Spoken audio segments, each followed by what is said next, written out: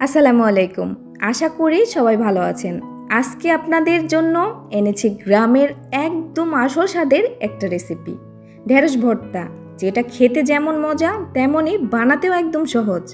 আমাদের গ্রামের খাটিয়ায় বসে যেমন ভাতের সাথে ভর্তা খাওয়ার মজা পাই, আজকের ভর্তা ঠিক সেই স্বাদ মনে করিয়ে দিবে। এইভাবে যদি একবার আপনি ঢেঁড়স ভর্তা বানিয়ে খান তাহলে আপনার পছন্দের ভর্তার তালিকায় কিন্তু ঢেঁড়স ভর্তাটা এক নাম্বারই থাকবে। আর আপনি যদি এর আগেও ঢেঁড়স ভর্তা বানিয়ে খেয়ে থাকেন তারপরে বলবো আর একবার আমি যেভাবে বানিয়ে আপনাদেরকে দেখাবো এইভাবে ঢেঁড়স ভর্তা বানিয়ে খেয়ে দেখুন। কথা দিচ্ছি ইনশাল্লাহ একদম মুখে লেগে থাকবে এই ঢেঁড়স ভর্তার স্বাদ। অবশ্যই গরম গরম ধোয়া ওড়া ভাতের সাথে খাবেন, তাহলে কিন্তু মজাটা একদম বুঝতে পারবেন। এখানে ভর্তা বানানোর জন্য আমি কিছু ঢেঁড়স নিয়ে নিয়েছি। আর ঢেঁড়স ভর্তা বানানোর ক্ষেত্রে কিন্তু সব সময় চেষ্টা করবেন আবাত্তি বা ছোট যে ঢেঁড়সগুলো আছে সেগুলো নেওয়ার জন্য।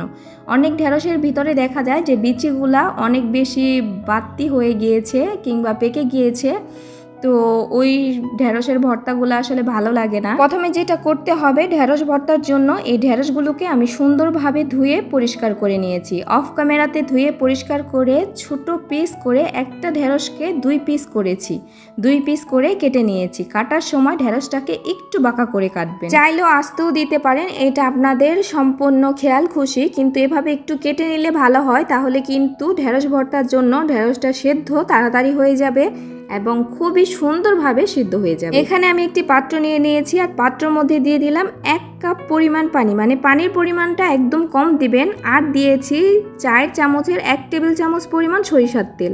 পানি এবং তেলটাকে চামচের সাহায্যে সুন্দরভাবে মিক্সড করে দিলাম। আর এখানে দিয়ে দিলাম কেটে রাখা সেই ঢেঁড়সগুলোকে। ঢেঁড়সটাকে দিয়েও চামচের সাহায্যে দেখুন আমি একটু উলট পালট করে নাড়াচাড়া দিয়ে নিলাম।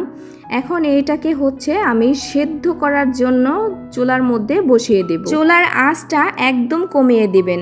আর এখানে কিন্তু 10 মিনিটের মধ্যে ঢেঁড়সটা দেখুন খুব সুন্দরভাবে সেদ্ধ হয়ে গিয়েছে। এখানে পানি কিংবা তেল কিছুই নেই, সব কিছু ঢেঁড়সের সাথে মিশে গিয়েছে, মানে পানির জন্য ঢেঁড়সটা সেদ্ধ হয়েছে। আর হালকা যে তেল দিয়েছি, তেল দেওয়ার কারণে কিন্তু ঢেঁড়সটা ভাজা ভাজা হয়ে গিয়েছে। আর এখানে ভর্তার জন্য যেই সকল উপকরণ প্রয়োজন অফ ক্যামেরাতে সব কিন্তু আমি তৈরি করে নিয়েছি। এখানে নিয়েছি একটা কাঁচা পেঁয়াজ কুচি করে, আর নিয়েছি ধনিয়া পাতা, সেটা অপশনাল, আপনারা চাইলে নিতে পারেন।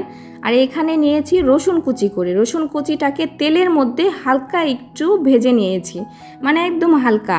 আর এখানে শুকনা মরিচকে লাল করে ভেজে নিয়েছি। আর এই রসুন দেওয়ার কারণে কিন্তু ভর্তার ঘ্রাণটা অনেক বেশি ভালো লাগে। আর এই রসুনটাকে কিন্তু বেশি ভাজতে হবে না, তেলের মধ্যে দিয়ে সামান্য একটু নাড়াচাড়া দিয়ে উঠিয়ে ফেলবেন, খুব সুন্দর একটা ফ্লেভার আসবে এই রসুনটার জন্য। ধনিয়া পাতাটা অপশনাল হলেও কিন্তু এই ধনিয়া পাতার জন্য ভর্তাটা অনেক বেশি ভালো লাগবে। যখন গরম ভাতের সাথে খাবেন আর ধনিয়া পাতাটা মুখের মধ্যে কামড় লাগবে বা মুখের মধ্যে লাগবে, তখন কিন্তু অনেক বেশি ভালো লাগবে। তাই ধনিয়া পাতা যদি আপনি ব্যবহার করেন একটু বেশি পরিমাণ দেওয়ার চেষ্টা করবেন। এখানে আমি পেঁয়াজ, ভেজে রাখা শুকনা মরিচগুলো লবণ দিয়ে হাত দিয়ে সুন্দরভাবে জ্বলে নিচ্ছি। তো বন্ধুরা, বেশি উপকরণের কিন্তু প্রয়োজন আমার হয়নি ভর্তার জন্য। এখানে আমি নিলাম পেঁয়াজ কুচি, শুকনা মরিচ, সামান্য একটু লবণ আর ধনিয়া পাতা কুচি, আর 2 কোয়া পরিমাণ রসুন কুচি। ধনিয়া পাতা বাদে এই সবগুলো উপকরণকে একসাথে ভালোভাবে মিক্সড করে নিচ্ছি। ধনিয়া পাতাটা কিছুক্ষণ পরে অ্যাড করব।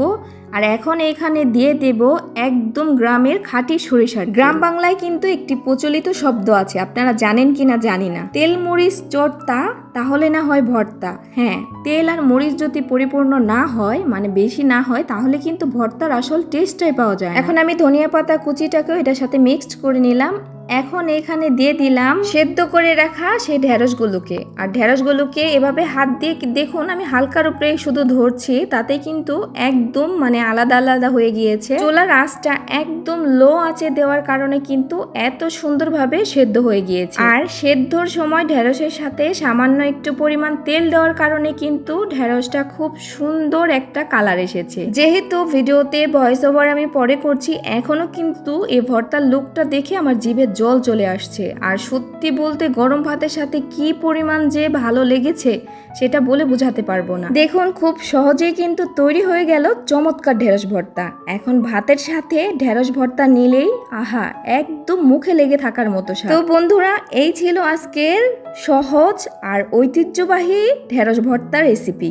আপনারা বাড়িতে একবার বানিয়ে দেখুন, আশা করি সবারই ভালো লাগবে। ভিডিওটি ভালো লাগলে অবশ্যই লাইক করবেন, কমেন্ট করবেন এবং শেয়ার করবেন। আর নতুন নতুন রেসিপি পেতে আমার চ্যানেলটিকে সাবস্ক্রাইব করে পাশে থাকবেন। ইনশাল্লাহ আবার দেখা হবে নতুন কোনো রেসিপি নিয়ে। আল্লাহ হাফেজ।